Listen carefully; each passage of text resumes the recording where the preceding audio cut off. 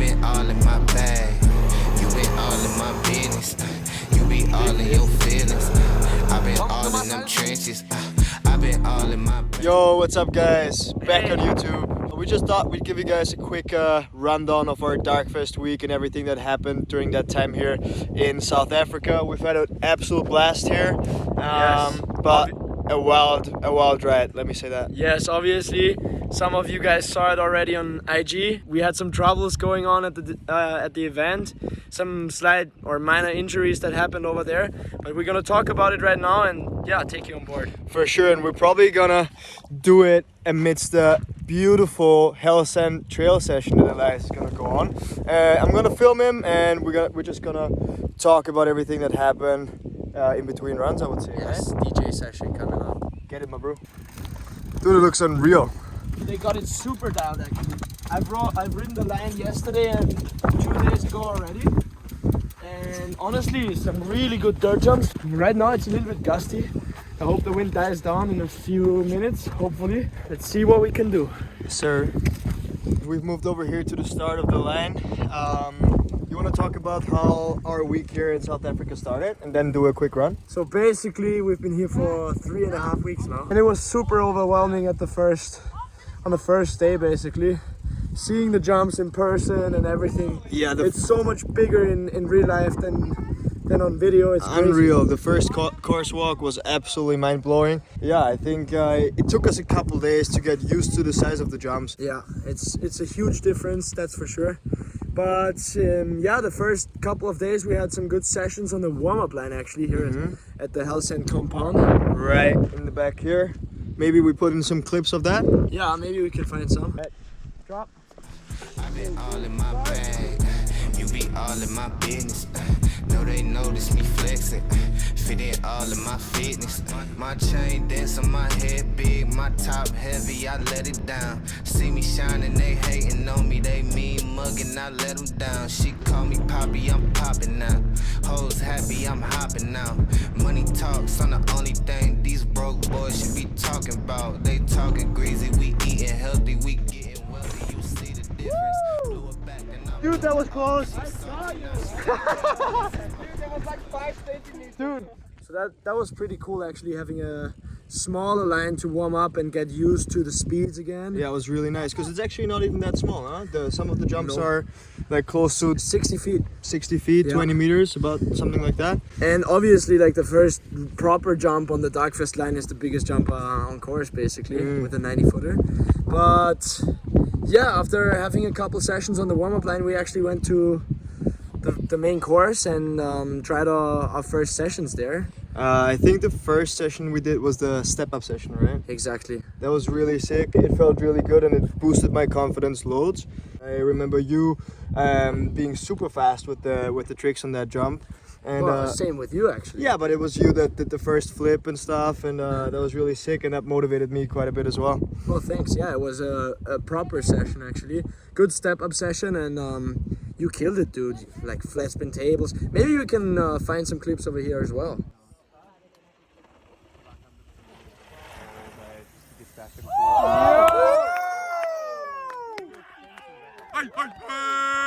So yeah, those first couple sessions were super sick, but I think you do a lap now, otherwise you get cold in that wind. Yes. And then we tell you about the rest of our week and about our stay here. Yeah. Maybe some follow clips? Yeah, maybe later actually. We do it straight. Still warming up. We do it straight. I've been all in my bag. You be all in my business. Know they notice me flexing. Fit in all of my fitness. My chain dance on my head Oh, big. yeah. My top heavy, I let it down. See me shining, they hating on me. They mean mugging, I let them down. She call me Poppy, I'm popping now. Hoes happy, I'm hopping now.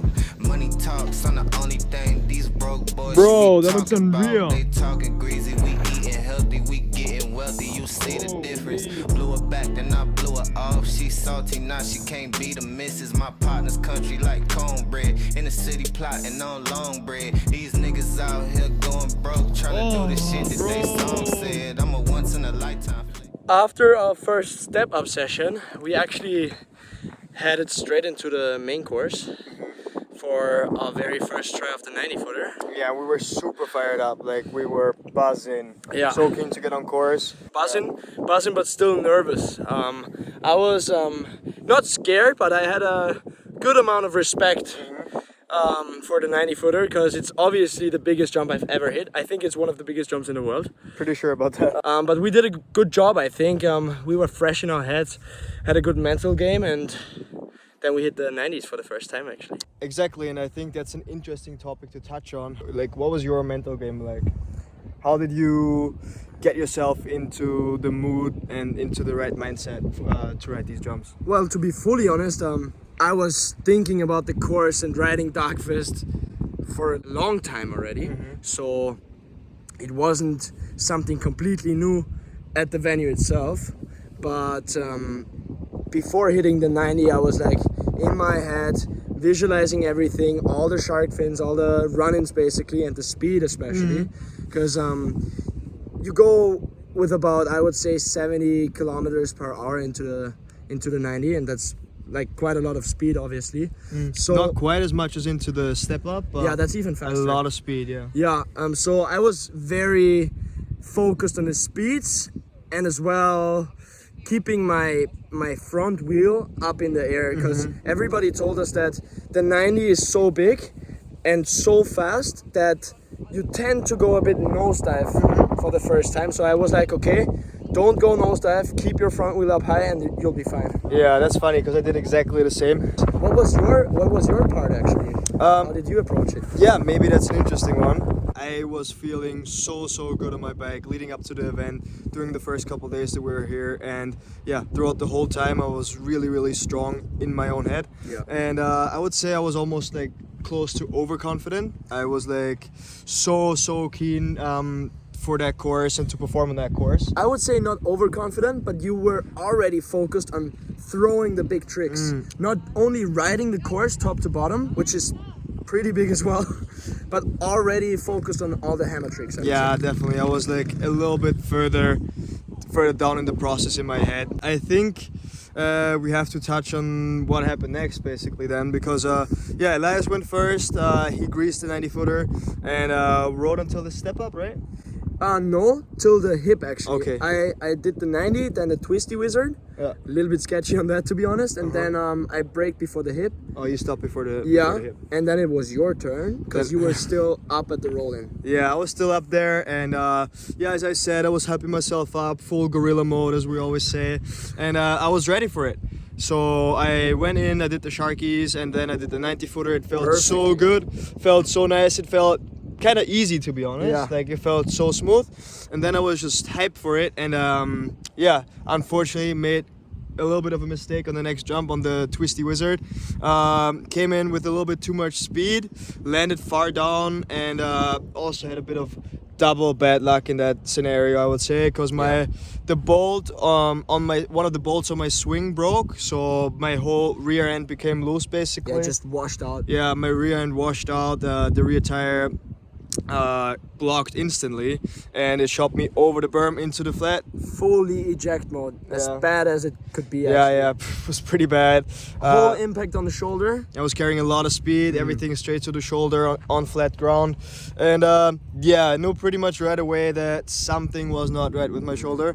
Had a bit of a meltdown, mental breakdown after that. Coming here to an event like Darkfest, which is obviously, I would say, the biggest highlight of the year. Yeah, biggest one of the biggest stages of the sport and of the year, and definitely one where we really wanted to perform and stand out. Exactly. So coming here with all the expectations you have in your head, and then basically going down of one of the like smaller features. Yeah. You shouldn't be too overconfident on the Twisty Wizard either, because it's super tech actually. Yeah. But yeah, still a rather small feature, I would say, on the course.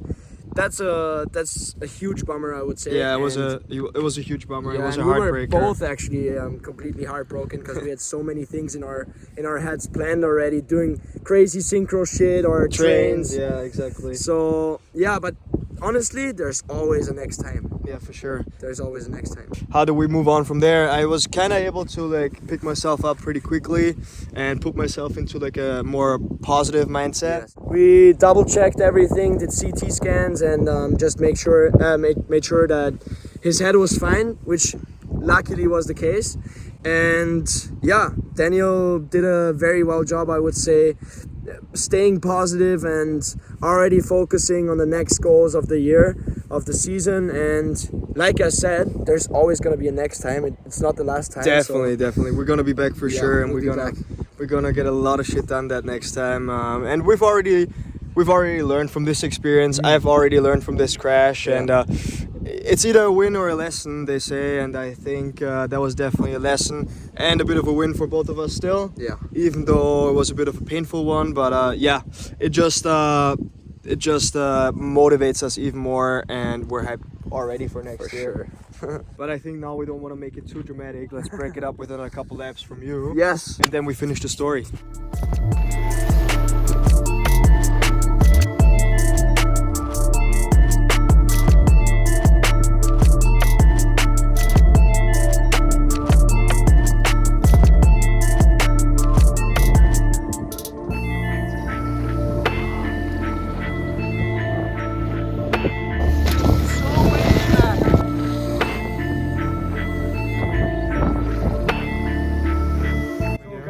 Just caught me on the hip right now.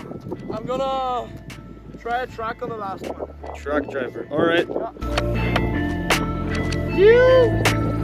Clean ass. So yeah, now we've only talked about the first day, but there were a ton of more things that happened during that week. What happened next, dude? Yeah, so actually after your crash, I still continued that day riding, hitting the rockets for the first time. Super impressive. It's always super hard when one of your friends, or in that case even your brother, crashes.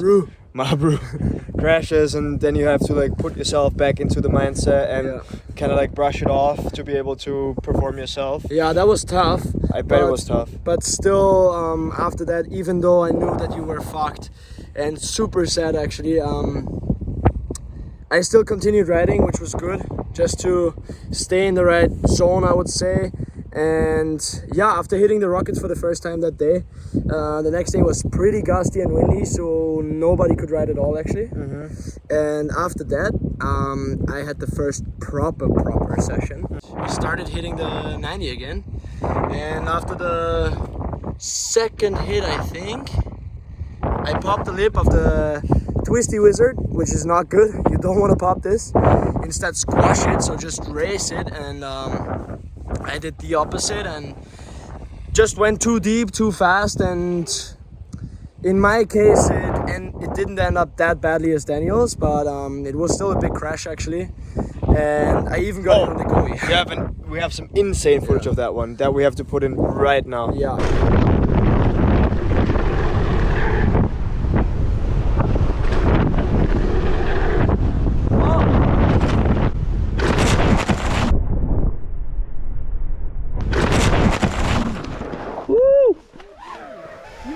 Oh, I'm fine.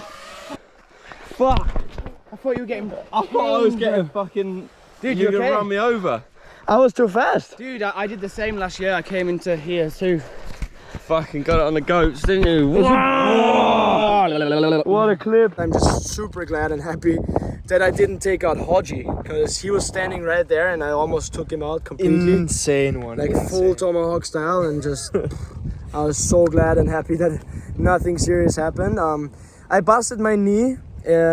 Actually, I continued riding that day and it felt super nice. But you have to remember your body was fully pumped up with adrenaline. Yeah. And I think nothing is as strong as adrenaline in those cases, because you just don't feel anything. No, I didn't even notice that my knee was fucked. Yeah. And I just continued riding, which was cool because I had a super nice session, just threw a bunch of whips, did my first top to bottom laps, which was insane.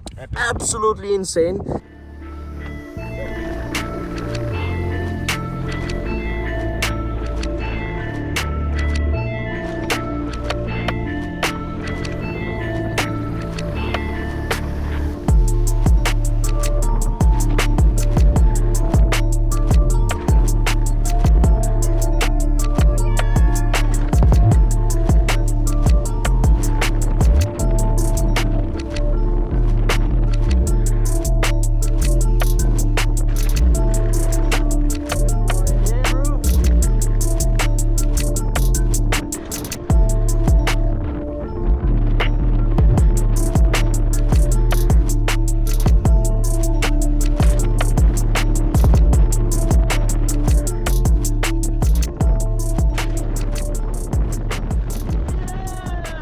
craziest feeling.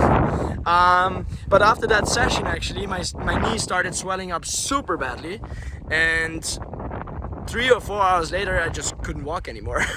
Just couldn't bend my knee at all. And I thought I'm done for the rest of the week.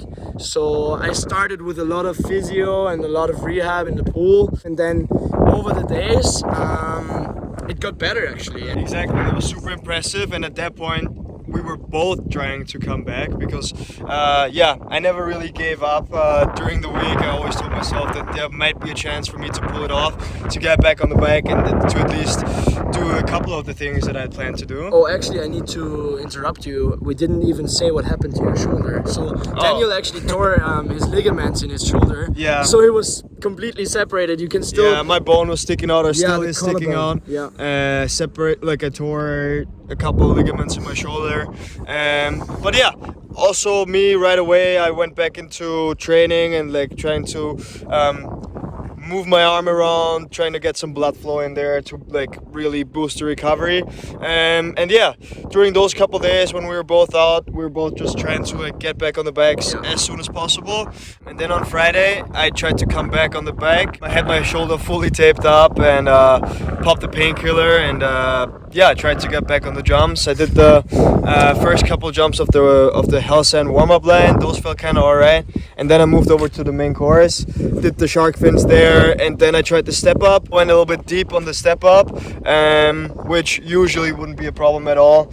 But yeah, with the banged up shoulder like that, it was just too much pain. Yeah. And I had to realize that it wasn't gonna happen on that day. Yeah, and it's not smart either. When your shoulder is just injured, better give it a rest and don't rush things. Yeah. In my head, it was just like this 1 week of the year where you have to perform and where pain doesn't really matter, and I just tried to push through.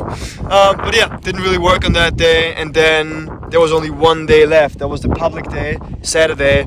A ton of people came out to watch, and the vibes were all time. All-time vibes, and actually I did make it to come back on the bike. Yeah, he came back on the last day. Yeah, so Saturday my knee started to feel so much better actually, and I could bend it quite a bit, not fully, but quite a bit, and yeah, I would say enough to ride. Yeah. And it was one hell of a session. I threw down quite some tricks.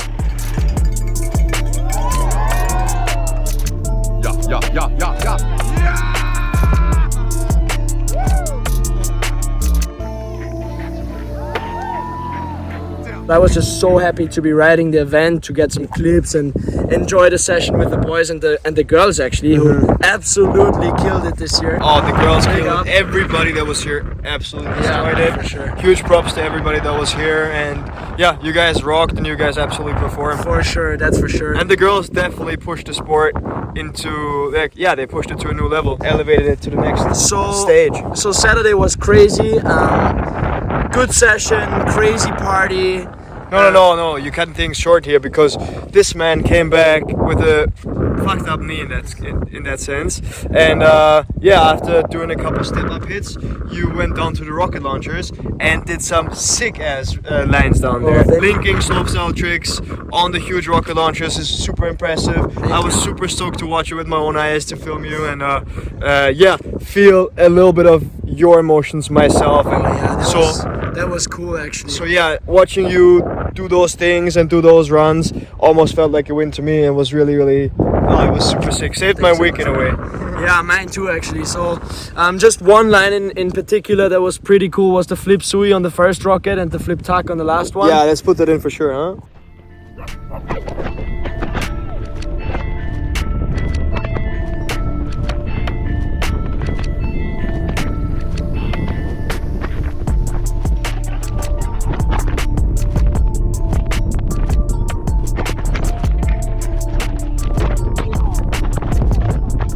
Yes, so all in all, I would say an absolute roller coaster ride that we basically experienced over here. I think overall it was just like a huge learning curve. Yeah, Such a lot of lessons that we learned. Intense, very intense experience. But super nice. I enjoyed it so much. South Africa is definitely a place that is, kind of crazy and super special, and I enjoyed it, even though it was A lot of ups and downs. We definitely had a sick after party after the week, and enjoyed the rest of the time that we had in Cape Town and Stellenbosch. And yeah, South Africa is definitely one of the most unique countries out there, and we'll definitely be back sooner than later. That's and definitely back for next year's Darkfest. Back for redemption. Yeah, we're hungry and ready for more, I would say. Boom. Killed it, bro. But now I want to see a couple more lands. Alright. Hey. Oh, sick. Yo! Sending it in the wind. My head big, my top heavy, I let it down. See me shining, they hating on me, they mean mugging, I let them down. She call me Poppy, I'm popping now. Hoes happy, I'm Yo, hopping now. dude. Money talks on In the only wind? thing these To be honest. Damn. That was spot on. Oh, thanks. To be honest, it's almost too windy right now. I think I'm gonna call it. Smart man. Yeah. Let's call it. Yeah, guys, that's our Darkfest wrap up. We hope you enjoyed it. Thanks so much for watching, and we'll try to keep up the YouTube grind again, get back on it, and we'll catch you next time. And until then, have a good one, and see you soon. See you guys.